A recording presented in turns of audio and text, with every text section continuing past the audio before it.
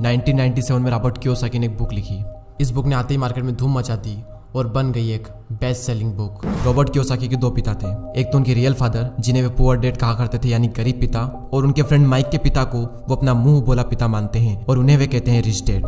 उनके जो real father है वो काफी पढ़े लिखे हैं, वो एक कॉलेज में प्रोफेसर है, लेकिन उनकी पूरी जिंदगी में पैसों को लेकर बहुत ही ज्यादा स्ट्रगल रहा और यही वजह है कि रॉबर्ट उन्हें पुअर डैड कहते हैं। और वहीं दूसरी ओर इनके जो मुंह बोले पिता हैं वो कम पढ़े लिखे हैं, लेकिन फिर भी वो एक बहुत बड़े बिजनेसमैन है और एक कामयाब इंसान है, और इसी वजह से रॉबर्ट उन्हें कहते हैं रिच डैड। रॉबर्ट कियोसाकी अपनी book rich dad poor dad में बताते हैं कि जब वे 9 साल के थे तो स्कूल में दूसरे अमीर बच्चों को देखकर उनके मन में भी अमीर बनने की तमन्ना होती थी, और इसीलिए एक दिन उन्होंने अपने पुअर डैड से पूछा कि अमीर कैसे बना जा सकता है। लेकिन उनके जो रियल फादर थे पुअर डैड, उनके पास इसका कोई जवाब नहीं था, और उन्होंने कहा कि तुम अपने दोस्त माइक के पिता से इसका जवाब पूछो, क्योंकि वो तुम्हें इस सवाल का जवाब अच्छी तरह से दे सकते हैं। और फिर रॉबर्ट अपने रिच डैड के पास जाते हैं और उनसे अपना सवाल पूछते हैं, और वहीं से रॉबर्ट की फाइनेंशियल एजुकेशन का एक बहुत ही महत्वपूर्ण सिलसिला शुरू होता है। उनके रिच डैड उन्हें लाइफ की डिफरेंट स्टेजेस पर अमीर बनने के लिए और हमेशा अमीर बने रहने के लिए कुछ इंपॉर्टेंट लेसन बताते हैं, और इसी के साथ इस बुक में वो कई सारी चीजें बताते हैं, जैसे कि पैसों को किस तरह से मेंटेन करना चाहिए, पैसों को काम पर कैसे लगाएं, और ऐसी कौन सी गलतियां हैं जिसकी वजह से गरीब हमेशा गरीब ही रहता है। और इसके अलावा वो बताते हैं कि अगर गरीब इंसान भी इसमें बताई हुई बातों को फॉलो करे तो वो भी जल्दी से अमीर बन सकता है। तो अब हम बात करते हैं उन इम्पोर्टेंट लेसन के बारे में। तो नंबर 1 यहाँ पर आता है कि अमीर लोग कभी भी पैसों के लिए काम नहीं करते।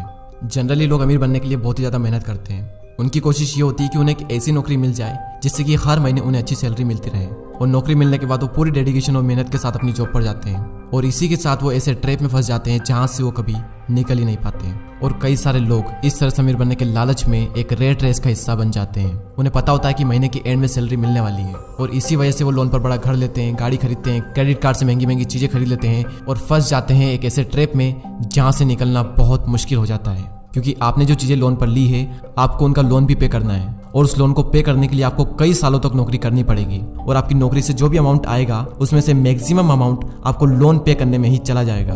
और इसी तरह से कई सारे लोगों की जिंदगी लोन पे करने में और नौकरी करने में ही निकल जाती है। अब सवाल ये आता है कि पैसों के लिए काम ना करें तो क्या करें। अमीर लोग जो होते हैं वो पैसों के लिए काम नहीं करते, वो कुछ ऐसा करते हैं जिसकी वजह से पैसा उनके लिए काम करता है, और वो क्या ऐसा करते हैं इसका जवाब आपको आने वाले कुछ पॉइंट्स में मिल ही जाएगा। लेसन नंबर 2, लोगों को फाइनेंशियल एजुकेशन सिखाना क्यों जरूरी है। दूसरे लेसन में रिच डैड ये सिखाते हैं कि इंसान के लिए पैसों की समझ बहुत ही ज्यादा जरूरी है, लेकिन आमतौर पर दुनिया के हर देश में हर तरह की पढ़ाई होती है सिवाय फाइनेंशियल एजुकेशन के। ऐसा इसलिए क्योंकि एक सिस्टम बना हुआ है कि खूब पढ़ो, अच्छे नंबर लाओ और फिर एक अच्छी नौकरी करो। पर सच्चाई यह है कि किसी भी तरह की जॉब आपको कभी भी अमीर नहीं बना सकती। मान लीजिए कि कोई भी इंसान बहुत पढ़ लिख कर मेहनत करके डॉक्टर या इंजीनियर तो बन जाता है, लेकिन वो भी 9 to 5 की नौकरी के चक्रव्यूह में फंसकर रह जाता है, जैसा कि हमने फर्स्ट पॉइंट में बात की थी।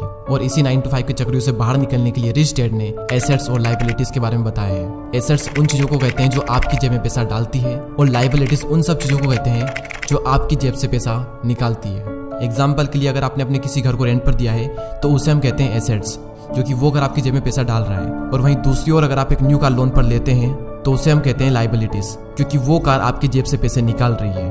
और अमीर बनने के लिए सबसे ज्यादा जरूरी चीज है कि आप एसेट्स खरीदें और लायबिलिटीज को जितना हो सके उतना कम करें। और ये सब बातें आपको दुनिया के किसी भी स्कूल में नहीं सिखाई जाती, क्योंकि वहां पर तो सिर्फ आपको अच्छी जॉब को हासिल करने के बारे में ही सिखाया जाता है। ये कभी भी नहीं सिखाया जाता कि अपने पैसों को ग्रो कैसे कराया जाए, और इसीलिए फाइनेंशियल एजुकेशन का सीखना बहुत ही जरूरी है। थर्ड लेसन है कि अपने काम से काम रखो।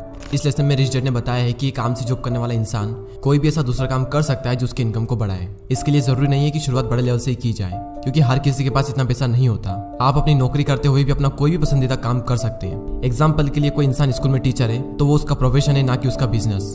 उसका अपना काम वो होगा जो वो खुद शुरू करेगा। एक बार मैकडोनल्ड के फाउंडर क्रोक MBA के स्टूडेंट की क्लास में स्पीच दे रहे थे। स्पीच के दौरान क्रोक ने वहां पर मौजूद स्टूडेंट से पूछा कि क्या आपको पता है कि मैं क्या बिजनेस करता हूँ। तो सभी स्टूडेंट ने यही कहा कि आप हैमबर्गर के बिजनेस में हैं, और ये जवाब सुनकर क्रोक को हंसी आ गई। फिर उन्होंने कहा कि मैं हैमबर्गर के बिजनेस में नहीं हूँ, क्योंकि मेरा काम रियल एस्टेट का है। ऐसा इसलिए क्योंकि जब भी कोई मैकडोनल्ड की फ्रेंचाइजीज खरीदना चाहता है तो फिर उसे उस जमीन की खरीदारी भी करनी पड़ती है। तो वहाँ रियल एस्टेट बिजनेस, और आप खुद देख लो आज पूरे वर्ल्ड में मैकडोनल्ड रियल एस्टेट का सबसे बड़ा एम्पायर बनकर खड़ा है। तो रिच डैड रॉबर्ट कियोसाकी को सिखाते हैं कि कैसे आज ज्यादातर लोग बाकी सबके लिए तो काम करते हैं लेकिन खुद के लिए नहीं करते।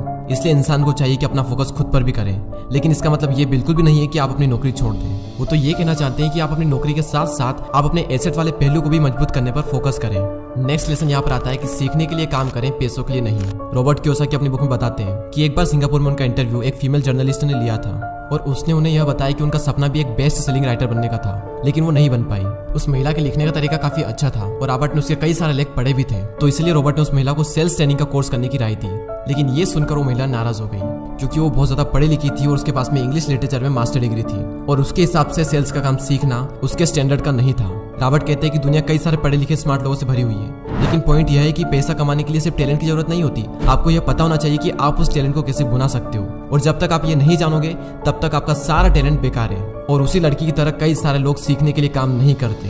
अगर वो महिला सेल्स की ट्रेनिंग सीख ले तो हो सकता है कि वो महिला आने वाले टाइम में बेस्ट सेलिंग राइटर भी बन जाए, लेकिन वो नहीं सीखती है और इसीलिए गरीब हमेशा गरीब ही रहता है और अमीर लोग सीखने के लिए काम करते हैं और सीख करके अमीर और अमीर बन जाता है। रॉबर्ट कियोसाकी बताते हैं कि उनके जो पुअर डैड थे उन्हें हमेशा अपनी नौकरी की चिंता रहती थी, लेकिन उनके जो रिच डैड थे वो सीखने पर ज्यादा जोर देते थे, क्योंकि उनका मानना यह था कि अमीर बनने के लिए जिंदगी में कई सारी चीजें सीखनी पड़ती है, और यही इन दोनों में सबसे बड़ा फर्क था।